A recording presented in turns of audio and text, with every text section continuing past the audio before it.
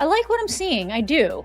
I think she has a lot of potential. I wasn't totally loving what KK did in that set. She kind of got worked by the spin move from that practice player.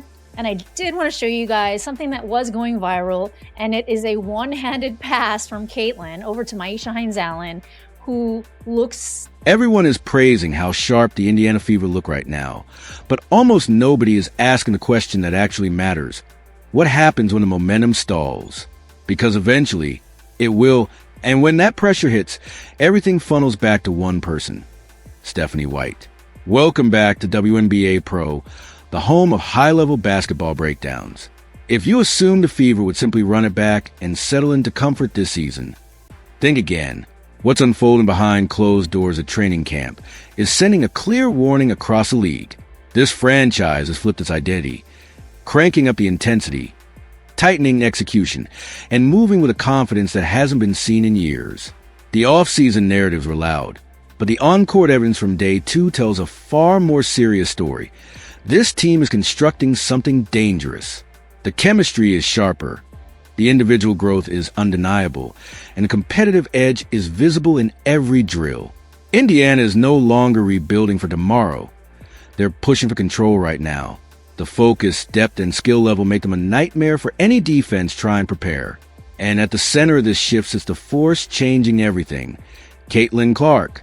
The deep shots and scoring headlines are already known, but what's emerging in camp is a far more complete evolution built on lightning-fast processing and command of the offense. She isn't just reading defenses anymore. She's dictating them, pulling coverage out of shape and steering the entire flow of the game with precision. Some wing action. 1, there's 2, 3 in a row, 4 in a row, 5 in a row. Speaking of thirst, just look at the mechanics of that one-handed thread-the-needle pass to Myisha Hines-Allen. That is far beyond a simple read-and-react decision. It's the signature of a floor general mapping every moving piece in milliseconds, and Hines-Allen's stunned reaction says everything. When a point guard manipulates weak side help with her eyes, freezes a primary defender with a subtle hesitation, and then fires a high-velocity one-handed laser through a microscopic window before the defense even processes a danger, you're watching an offensive engine that's nearly impossible to contain. That's the pressure Caitlin Clark is creating. Blitz her in the pick and roll, and she dissects rotations, hitting the roller or weak side shooter with surgical timing. Sit and drop coverage, and Wnba, one of the league's most dangerous perimeter, threats the exact space. She needs to rise up and crush momentum. Her playmaking is syncing with teammates at a level that mirrors the most elite point guard stretches the league has ever seen, echoing the precision threading we associate with Jonquil Jones, except it unfolding right now in routine training camp reps. That's what makes this so unsettling for opponents. Her teammates are already operating on the same wavelength, and when you factor in the pure scoring power she's flashing, the effect multiplies. Her gravity stretches defenses to breaking point, opening lanes everywhere. And the moment she shifts into attack mode, the motion becomes effortless, controlled, and devastatingly efficient. So I think having her in that developmental slot was tactical. Looks like she's ready for the switch right there. Gets her arms up for the nice contest. Watching Caitlin Clark warm up in her Kobe Bryant player exclusives, working with a weighted ball to fine-tune her release. You can see the deliberate precision behind every movement. Then she steps beyond the arc and casually drills 5 straight deep threes, the release lightning fast, the form effortless, and the message unmistakable. A shooter with legitimate 30-foot range forces defenses to stretch their pressure all the way to the logo, tearing open driving lanes and destabilizing the entire defensive structure. Closeouts become desperate, angles collapse, and one hesitation turns into a clean blow-by. Clark isn't just scoring. She's warping the geometry of the floor, and that confidence is spreading across the entire Indiana Fever roster. But while attention locks onto the superstar guard, a quieter storyline is building inside this training camp that could become the real X factor: the emergence of Justine Pissett. In a league defined by tight roster limits and unforgiving cap constraints, developing talent is a strategic chess match, and Indiana's decision to secure their second-round pick in a developmental role looks increasingly calculated. Second-round selections rarely have a smooth path to opening day rosters, yet the coaching staff saw undeniable upside. A 6 feet 4 inches wing with length, mobility, and defensive versatility that fits perfectly in today's switch-heavy, spacing-driven game.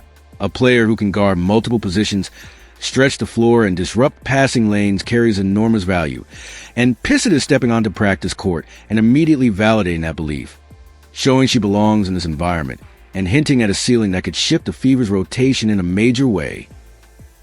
Decent footwork, lateral movement. Had her arms up, didn't make that pass easy. Oh. That's exactly why placing Justine Pissett in a developmental slot looks like a calculated move. Because the moment you break down possessions like this, her upside jumps off the floor. She reads a screening action instantly, flips the switch onto perimeter assignment, and throws that long wingspan into a perfectly timed contest that shuts down the window. The lateral quickness is real, but it's the defensive awareness that makes her so compelling. This is the kind of versatility contending teams chase. Being able to slide a 6 feet 4 inches wing onto a smaller guard without collapsing the defense. She isn't just holding ground on perimeter. She's actively disrupting rhythm, forcing tougher angles, and pressuring ball handlers into rush decisions. Her closeouts stay controlled. Her balance remains steady for her size, and she's playing with visible toughness that shows she's not conceding space to anyone. That impact extends beyond the arc as well. Because for a player in this mold to stick, she has to survive when offenses hunt mismatches in the post. Teams will try to drag longer wings to the block, testing lower body strength and fundamentals. But the early signs suggest she's prepared for that challenge, anchoring her stance, absorbing contact, and proving she can defend across multiple levels without sacrificing structure. What do you think, obviously, as Defensive Player of the Year, you can bring to that? Yeah, my defense tenacity. I'm like a gnat on the ball. Every time when I get the defense, I want to be the person to turn people over and get my teammates extra possessions to shoot the ball or whatever that may be. But yeah, when it comes to defense, I think that's what I thrive in, which is... Watch the footwork and lateral movement on this repetition from Justine Pissett.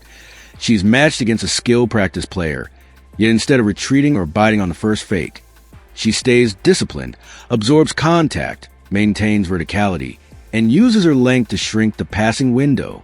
Even when hit with a complex shake in the post, she battles through it, showing that the value isn't perfection, but the undeniable upside she's flashing.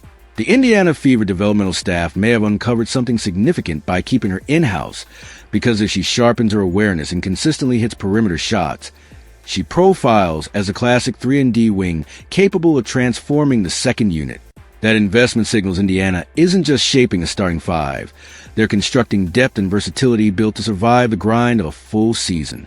And that leads to the most intriguing storyline of camp, the arrival and immediate cultural impact of Raven Johnson. The media pushed the old college rivalry with Caitlin Clark into a narrative about tension, but Johnson shut it down with calm professionalism, stepping to the microphones with positive energy and respect for the locker room. She openly credited veterans like Kelsey Mitchell and Lexi Hull for answering questions and helping her adjust quickly. Yet behind that upbeat demeanor is a different edge, because the moment she steps onto court, her defensive pressure, anticipation, and relentless activity turn her into a serious problem for opposing ball handlers. With some offensive sets that are always fun to watch. Positive vibes, positive vibes. All right, Lexi 3-ball, that's what we want to see more of this season. Sophie at the wing. It's her spot. Oh, and the coveted Caitlin Clark 3-ball. If there is anything you guys want to see, please pop down in the comments. Don't hesitate to ask. That's why I put some Justine Pissett highlights in this video. Listen how Raven Johnson defines her defensive identity.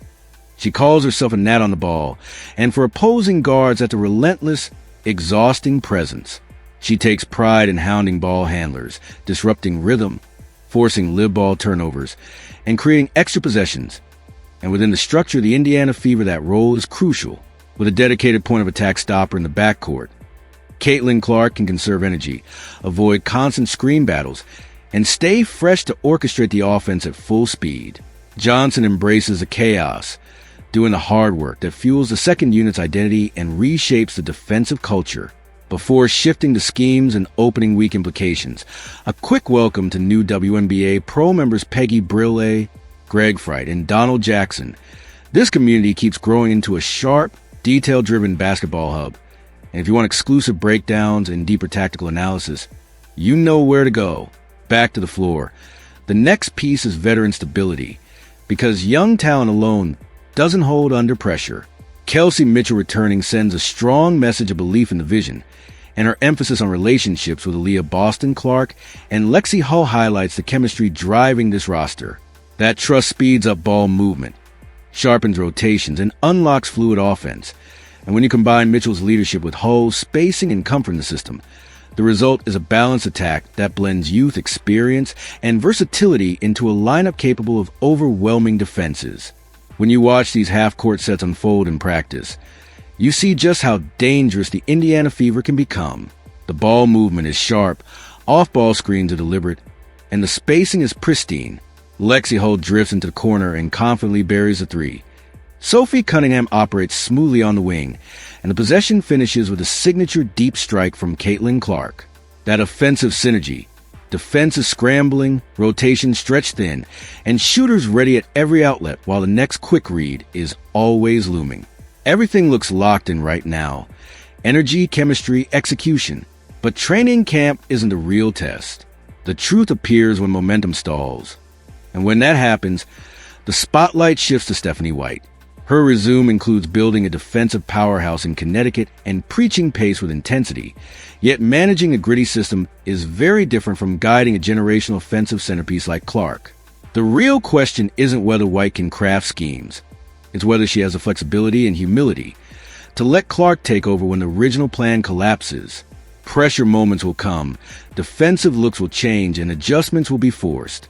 In those stretches, does she control every possession from the sideline, or trust the league's most dangerous problem solver to dictate the outcome?